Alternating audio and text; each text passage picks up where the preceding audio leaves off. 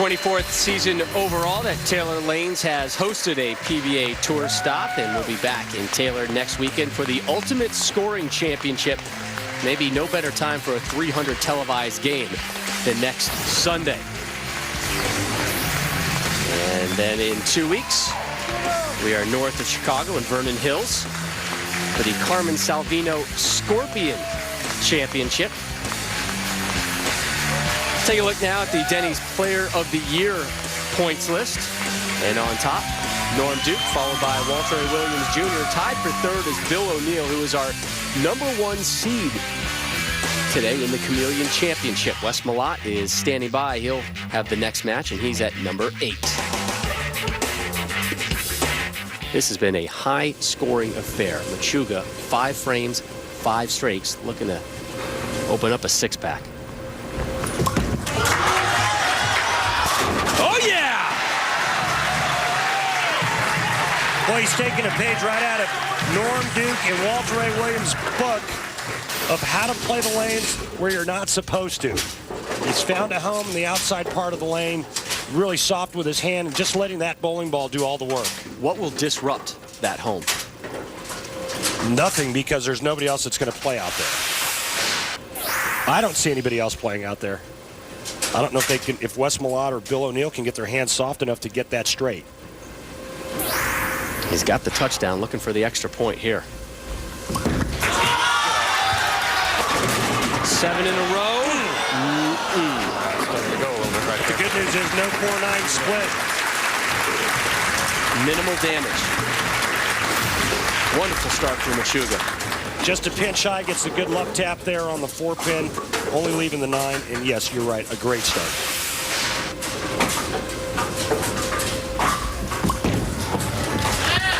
Takes care of his first spare opportunity here in match #2. Again, Machuga took care of Sean Rash, 196-190 in our opening match. He is easily going to eclipse that 196. Brian Kretzer has gone strike, spare, then 3 consecutive strikes, and another spare. Here he is in the 7th, as you see the scroll of our other finishers this week. Whoa. 157.8. Had to be more pins up there. That was a shoe issue. Brian Kretzer had to break in a new pair of shoes at the start of the season, and although he's been bowling very, very well this season, occasionally there's some issues with his slide sole and that slide foot. Completely different pair of shoes.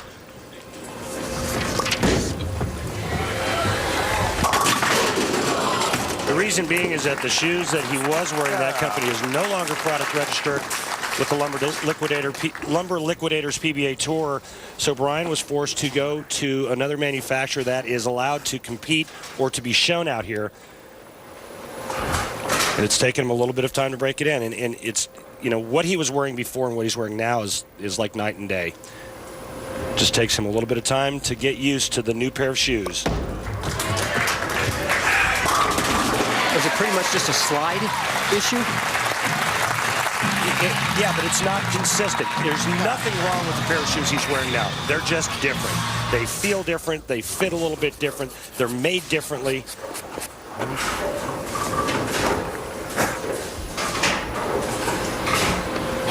Machuga off his only spare here in the 8th. And gets right back on the strike train. Again, just beautiful form going to the foul line, and he's really taken his wrist out of this shot. Just a slight cup and real soft through it at the bottom of the swing. But the thing to look at is that perfect balance, eyes on target, and a perfect result.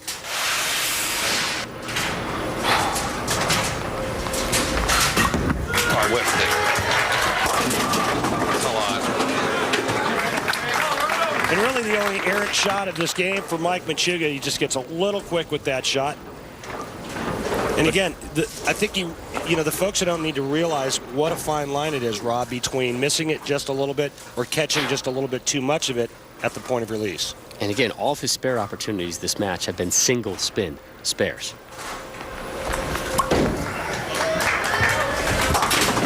He's taking care of both of them.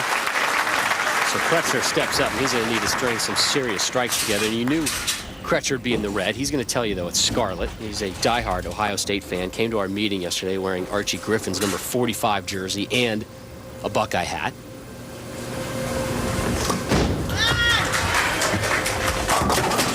Oh, boy. Well, you saw him brushing his shoe after his last shot, and what that's going to do is it's going to rough up that sole, and so here he sticks.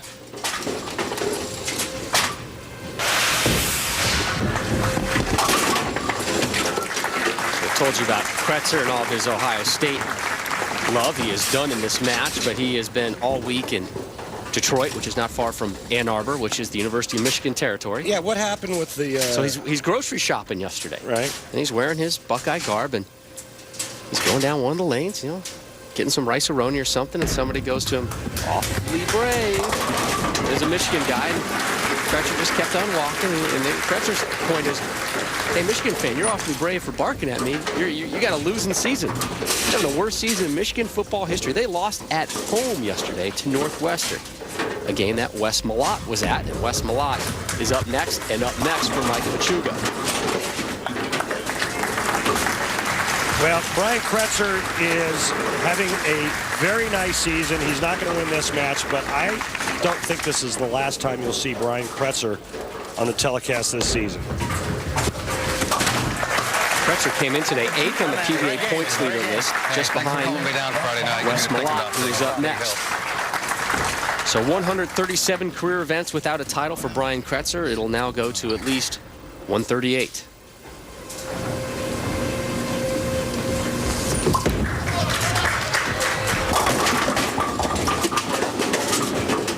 And another ball change. Although I'm not so sure about that one because he was bowling a pretty big game with this bowling ball here. So I think there's a point where, you know, you start to fidget a bit too much and it's overkill. Overthinking, Absolutely. overkill. Absolutely. You know, I think 247, if he strikes here, is going to win just about every match, no matter who he bowls.